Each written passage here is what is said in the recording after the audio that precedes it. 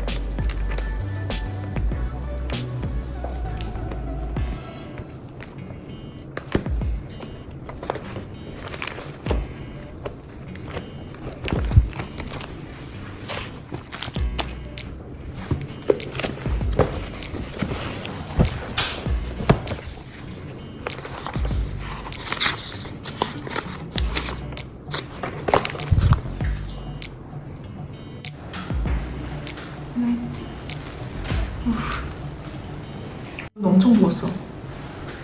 눈 엄청 부었어. 푹 주무셔서요. 근데 근데 뭔가 또랑또랑 보이는데?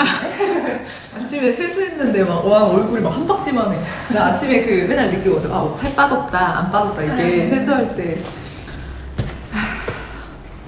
편집하세요. 오늘은 그 인스타에다가 또 물어봤는데 언니 공부법 알려주세요라고 물어보시는 분들이 좀 많아가지고 언니가 오늘 진짜 제대로 알려줄게.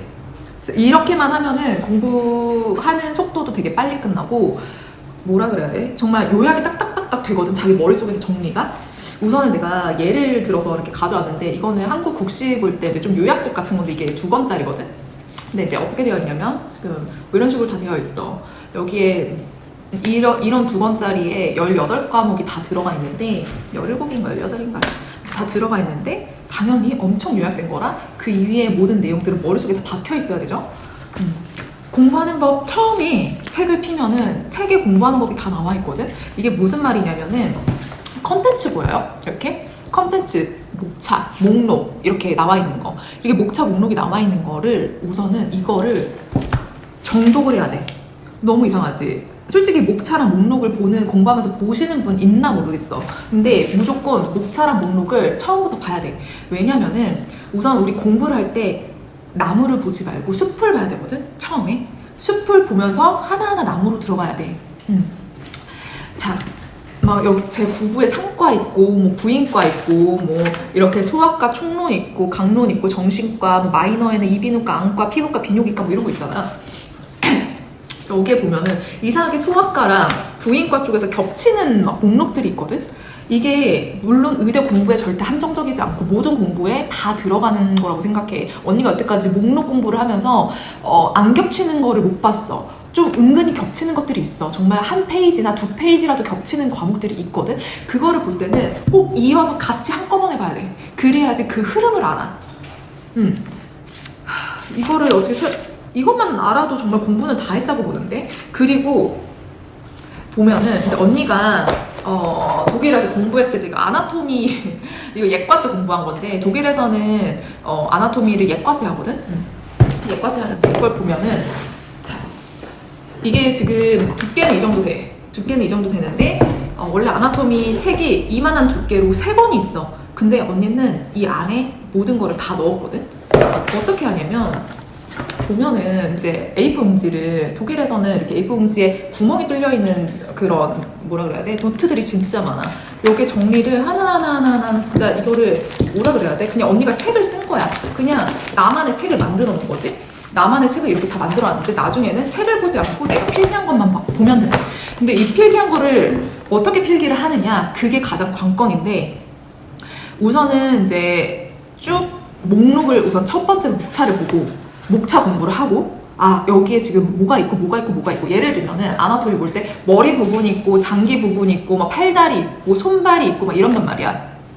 그때 머리 부분에 뼈가 있고 근육이 있고 뭐 이런 기본적인 것들 그 다음에 또 그 머릿속에 무슨 기관이 있는 것들 그 다음에 그게 또 신경 쪽으로 가고 이런데 이걸 한꺼번에 쫙 공부를 해야 된다 이거지. 그렇지 않으면 나중에 문제를 풀 때 너무너무 헷갈린다. 너무너무 헷갈리고 이걸 어떻게 설명을 해야 되냐? 맞아. 보면은 언니는 언니가 알 수 있게끔 이렇게 표로 항상 만들거든? 절대로 서술로 잘 필기를 안 해. 항상 표로 필기를 하고 이렇게 그래프 뭐라 그래야 돼? 이거 다이아그래프 뭐 이거 이게 화살표를 항상 해가지고 이거는 뭐 저거는 뭐 저거는 뭐 이런 식으로 항상 다 정리를 해야지 알아먹거든? 그렇지 않으면은 굳이 정리를 할 이유가 없지. 책 보면 되는데 책은 다 서술형이잖아. 절대 표로 나와 있지 않고 절대 그래프로 나와 있지 않고 절대 수식으로 나와 있지 않는데 그 수식을 나만의 비법으로 알아보게끔 하는 거야. 그리고 비슷한 막 맨날 문제가 나면 헷갈리는 모든 것들이 있어. 예를 들면은 뭐 해부학으로 따져보면은 손이랑 발 이런 거 되게 비슷한 구조도 있고 이름도 비슷한 근육과 이름이 되게 비슷한 뭐 인대와 이런 것들이 있거든. 예를 들면은 압둑시온 이거 독일어 압둑지온이라고 해가지고 이렇게 손이 이렇게 벌려지는 기능 이런 벌려지는 기능, 오므라드는 기능 막 이런 것들이 있는데 이게 발가락에도 비슷한 이름으로 되게 많아. 이런 것들을 같이 한꺼번에 손과 발 해가지고 한꺼번에 옆으로 보게끔 하면서 한 페이지 안에 들어가서 비교를 하면서 볼 수 있게끔 하는 거지. 그래야지 나중에 문제가 나왔을 때 아 이거 발의 기능이구나, 아 발에 있는 근육이다, 아 이거 손에 있는 근육이었구나, 손에 있는 인대였구나 이런 걸 알게 된단 말이야. 그리고 무조건 필기는 정리하는 거는 표나 다이아그램이나 그래프 아니면 화살표 수식으로 정리를 해라. 그래야지 나중에 시험 보기 며칠 전에 한번 쫙 볼 때도 엄청 도움이 되고 그리고 내가 필기를 했기 때문에 어떤 내용인지 바로바로 눈에 확 들어와. 절대로 그냥 문제집에 있는 걸 그대로 보고 필기를 하지 말고 자기만의 방법으로 필기를 해야 돼. 그래야지 나중에 정말 이만큼의 막 양도 몇 시간 만에 줄여서 볼 수 있는 그런 요령이 생겨.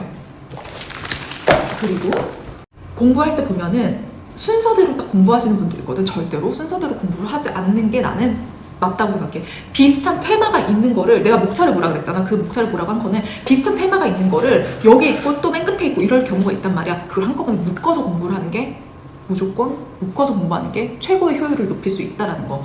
그리고 이제 물론 예를 들면은 이제 몸에는 뭐뭐가 있어. 이 몸 안에는 뭐 심장이 있고 폐가 있고 뭐 비장이 있고 뭐 위, 뭐 식도, 위, 뭐 십이지장, 소장, 대장 뭐 이런 것들이 있잖아. 이거를 분류별로 할 때는 공부를 할 때는 자기가 정리를 할 때는 테마가 겹쳐도 돼. 이게 무슨 말이냐면 몸에 있는 아이들, 그럼 내가 지금 방금 나열한 아이들 각 기관마다 몸에는 뭐뭐가 있어 라고 이미 정리를 했어. 내가 노트 정리를 했어. 그랬는데 이제 또 소화할 때는 뭐뭐가 소화기관에 들어가 라는 거를 거기에 또 똑같은 아이들이 또 나와. 그러니까 무슨 말이냐면 기능적인 분류로 정리를 또 한 번 하고 구조적인 정리를 한 번 하는 거야. 그러니까 이게 문제가 나왔을 때 예를 들면 자가면역 질환 이거 내가 자꾸 다 의대 공부로 얘기를 해서 그러는데 이게 다른 공부에도 다 적용이 되거든. 언니가 해봐서 알지만 자가면역 질환이다 라고 하면은 뭐 하시모토, 뭐 갑상선 하시모토, 뭐 피부에 뭐 분류 뭐 이렇게 질환들이 뭐뭐가 있어. 그런 아이들 한꺼번에 자가면역 질환은 뭐뭐뭐다 라고 한꺼번에 묶어서 정리를 하고, 하지만 피부에는 또 피부만의 그 또 나오는 질환이 있잖아. 거기서 또 이 질환이 또 반복이 되거든. 근데 문제가 나올 경우에는 예를 들면은 머리 공부하고 뭐 몸체 공부하고 뭐 공부하고 이렇게 되면은 한꺼번에 묶어서 물어보는 문제가 나오면 거기에 대답을 못해. 그니까 한꺼번에 묶어서 자기가 정리를 해야 된다는 거지. 이거를 예를 들면은 화학이랑 물리 뭐 이런 것도 분명히 둘이 공통점이 존재하는 것들이 있거든. 그거를 같이 보라는 거야. 물리랑 또 생물, 여기서도 뭐 혈관에서 이렇게 들어가는 속도, 뭐 직경이 짧아지면 뭐 속도가 빨라지고 이런 것들이 있단 말이야. 그게 물리학이거든. 그거를 같이 또 묶어서 공부를 하라는 거야. 절대 물리학은 물리학, 화학은 화학, 뭐 생물학은 생물학 이렇게 보면 안 된다는 거야. 모든 게 다 엮여져 있고 연결이 되어 있는데 그거를 따로따로 분리하는 순간 이제 그 시험 망한다라고 보면 되는 거지. 망한다기보다는 딱 정말 그 정도까지만 되고 그 어느 정도의 한계를 못 올라가. 점수가 딱 거기 정도까지만 이렇게 딱 고정이 되고 그 이상을 넘어가려면 전반적으로 숲을 봐야 되는 그런 안목이 필요한 것 같아. 보면은 언니가 정리도 이것도 물론 엄마야 이거 떨어졌나? 어떡해, 이거 어디 좀 여기서 좀 치료하는데 없네. 어디 있는지 모르겠네. 이렇게 언니가 이렇게 막 중간중간 자리가 모자라서 껴놓은 아이들이 있어. 정리를 할 때 껴놓고 책처럼.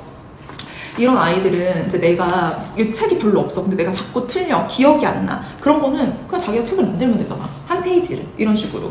이 근처에 다 껴놔가지고. 무슨 말인지 알지? 그리고 공부할 때 또 중요한 거는 오답노트. 시험을 보는 사람들은 무조건 해야 되는 거. 오답노트. 자기가 틀렸던 거 무조건 또 틀리거든? 아, 나 이번에 기억했어. 아, 나 이거 해설 다 봤어. 또 틀려.